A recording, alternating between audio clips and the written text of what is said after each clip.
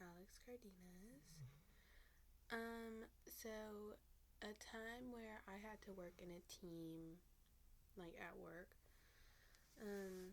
it was at my old job, and I had to create a team of people to come together to get an order done. So we had like a 8,000 mini cookie catering, and I had to get a team together so that we could effectively get the catering out in time.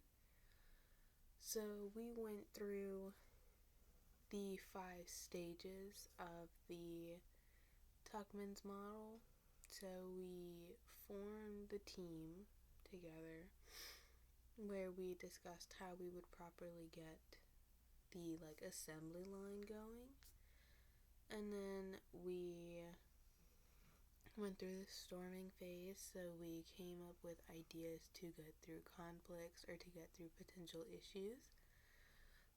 Even as issues arrived, we were going through the storming phase, so we were looking at ways we can overcome these obstacles as a group rather than individual issues altogether.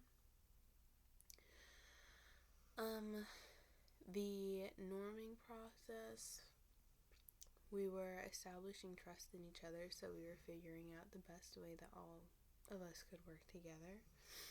Because for this order specifically, we had a team of about 20 people. And with 20 people, there's 20 different opinions, 20 different personalities, and there's also 20 different processes.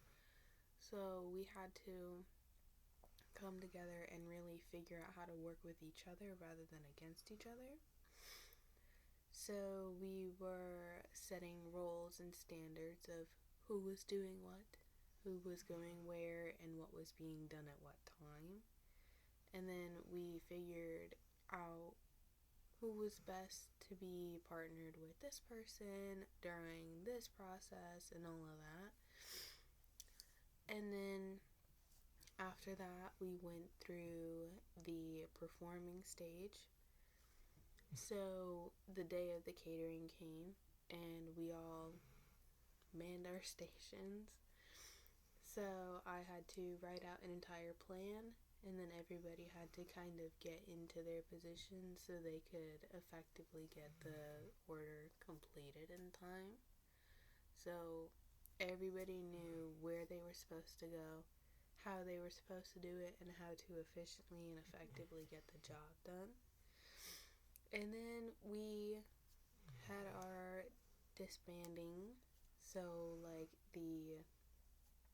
the closure process of the Tuckman's model, where we achieved our goal, and then we talked about how amazing it was to have the goal and to be able to achieve it.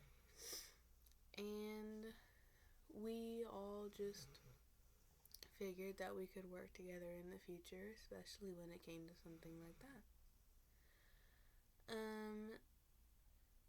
Problems in each composition, so team size. The problem is that if it's too large, there's too many people, so you can't coordinate all together. And then there's also limited communication, which is ironic, because with a bunch of people, you would think that there's too much communication, but sometimes people don't communicate properly to each other, and they can miss a deadline because of it. Skills and abilities.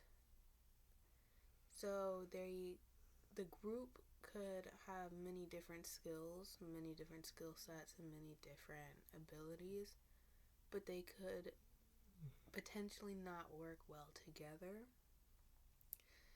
And if one area has a strong technical group, there could be a gap in communication skills where there's no skill and then a lack of skill and a lack of ability, which could cause the team to struggle a little bit. Personality, there can be conflicting personalities, which can cause a lot of conflict within the group. There could also be a lack of communication and miscommunication, which could cause conflict also. And it can cause a lot of miscommunication and a lot of drama within the group and a lot of hostility. And lastly, diversity. It can strengthen innovation, but it can also lead to misunderstandings because of the different cultural backgrounds and the different ethnic backgrounds and the different backgrounds of how people grew up.